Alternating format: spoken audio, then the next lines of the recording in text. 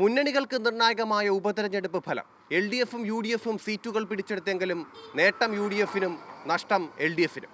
31 തദ്ദേശ സ്വയംഭരണ വാർഡുകളിലേക്കായിരുന്നു ഉപതെരഞ്ഞെടുപ്പ്.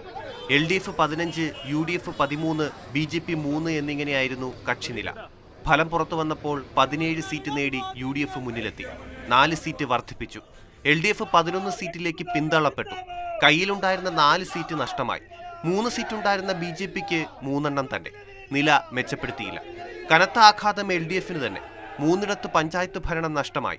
തൃശൂർ, നാട്ടിക, ഇടുക്കി, കരിമണ്ണൂർ, പാലക്കാട്, തച്ചമ്പാറ എന്നീ പഞ്ചായത്തുകളിലെ LDF ഭരണം അവസാനിപ്പിച്ചത് UDF ആണ്. LDFിന്റെ 9 സീറ്റുകളാണ് UDF പിടിച്ചെടുത്തത്. UDFിന്റെ 4 സീറ്റുകൾ LDF.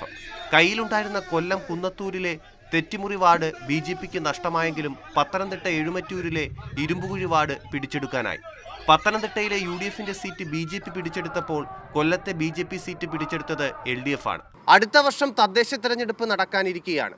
അതുകൊണ്ട് തന്നെ ഈ ഉപതെരഞ്ഞെടുപ്പ് വരാനിരിക്കുന്ന തദ്ദേശ തെരഞ്ഞെടുപ്പിന്റെ റിഹേഴ്സലായാണ് വിലയിരുത്തുന്നത്. പൊതുവെ തദ്ദേശ തെരഞ്ഞെടുപ്പുകളിൽ നേട്ടമുണ്ടാക്കാറുള്ള LDFിനുണ്ടായ തിരിച്ചടി മുന്നണിയെ ആശങ്കപ്പെടുത്തുമെന്ന കാര്യം സംശയമില്ല. മാതൃഭൂമി ന്യൂസ്, തിരുവനന്തപുരം.